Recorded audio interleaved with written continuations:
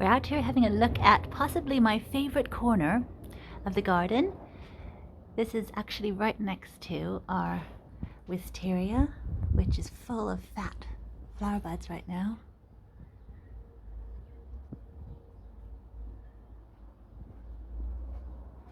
And of course the fig trees here too. It's a really big rebus that are growing nicely.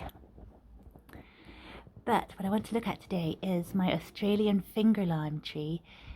We've finally put it outside. I finally braved the weather. We've had some really rainy days. Lots of thunder and lightning and rain. But I did put it outside. I just thought, let's get a really good shower. And then I decided to leave it out here. And it's getting quite large. So it's actually quite nice to get it outside because it's very prickly.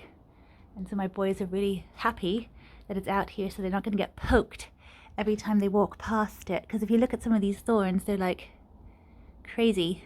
That's actually one of the smaller ones even. There's some massive thorns here, but it's doing so amazingly well this year. I gave it a prune earlier to sort of open up the canopy a bit because it does get really congested in there. It's like a tangled mess. And opening it up suddenly, it just burst into bloom, and I've never seen as many flowers. It was really an amazing sight, and we just had so many. I've actually been hand pollinating them ever since, and funnily enough, I'll just show you some of the flowers that are still blooming now, and they're looking more pink than they tend to, because usually when they're inside, then the flower buds are white, and then they also open into these white flowers here. Really beautiful. And you can already see the little baby fruit inside there, and I just go around the paintbrush and just pollinate them all, and it really does tend to work. When I haven't done it, they've dropped, so I never do that. I always don't want to risk losing any of them, and they're all being pollinated.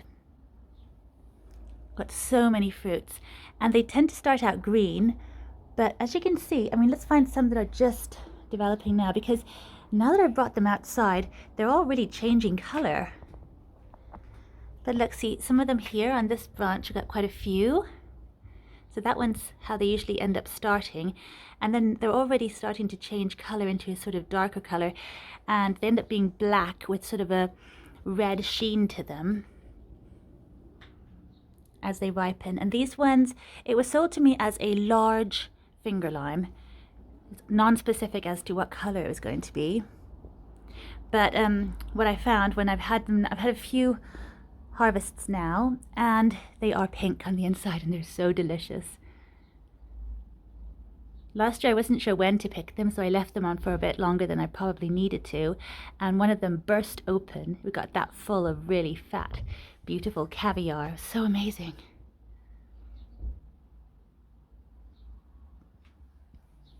But yeah, most of the flowers have flowered now, and well, you can see there's more buds there, and yeah, just so many fruits. See, there is still quite little. There's one, and I think there's some larger ones down here, like here. This one here is one of the first ones that started now. Let's get a bit closer.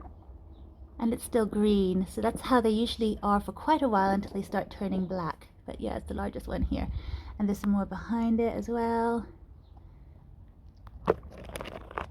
But it's interesting to note that I think because it's colder outside, obviously, just a bit colder than inside sometimes, depending on what time of day it is, then maybe that's what's causing the fruit to really turn darker earlier than they were before.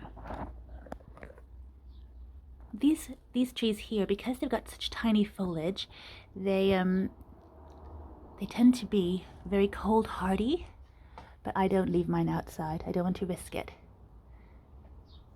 I've had him for a few years now, and the first year he did not flower or fruit at all. He just grew quite a bit, but then since then he has been flowering and fruiting, and it's been fantastic. And you can see even now lots of new growth is starting to come up now. There's some more fruit there. I think he's just really enjoying being outside.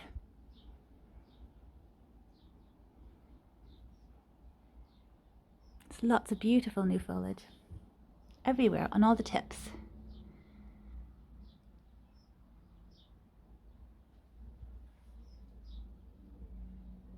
He has some little money spiders milling about on here, and they create like little spider webs, but it's not spider mites. The webs are much larger than the spider mite ones, so that's good. But yeah, here's some more foliage. You can see it starts off quite sort of reddish as well. Really lovely.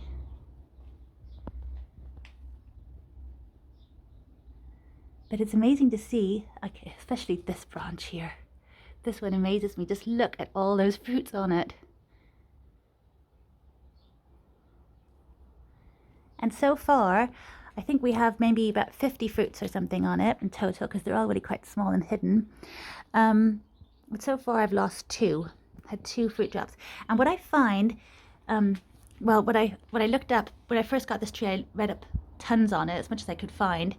And the things I read suggested that you need to make sure you don't feed them too much when they're flowering and fruiting, because that can actually cause fruit drop. And so what I tend to do is I give it a feed in the summer. See, look, there's a little money spider there. I have a feed which I feed all my citruses with weekly, but I give them a weaker solution because I don't want to overfeed them. And that just seems to work really well. That's so pretty how they're so pink. They really are usually white. See this over here? Here's the one, that one there, that white pearl. That's how they usually all look when they're blooming inside. It's so funny that the temperature must change the color. We've had some nice weather, you see, but we've also had lots of cold, at least starts to the day. Right now it's quite cold too. It's about 10 degrees Celsius. I've also got my other favorite out here next to it. This is my blood orange, my sanguinella blood orange. There's little baby fruits on it. And there's a few more. So adorable. But yes, this is so much fun to see these fruits come. I'm gonna have a real feast when they're here. We use them on all kinds of things. I mean, they just really add so much to dishes. I love them in salsas. The little caviar limes, caviar pearls. Delicious things. So, that was just a little bit about my Australian finger lime.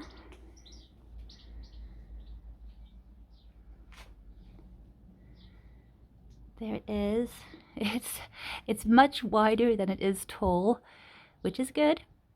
It's doing really well. Lots of fun to see how it's growing and maturing and really, really fruiting for me now. So thank you so much for watching. And hopefully I will have some wonderful fruits to share with you soon. The amazing thing is also that they ripen a lot quicker than other citrus fruits. So it's a quicker turnaround. They should be ripe by August. And we are in May right now, so yum! Lots to look forward to. Take care, and thank you so much for watching. Bye for now.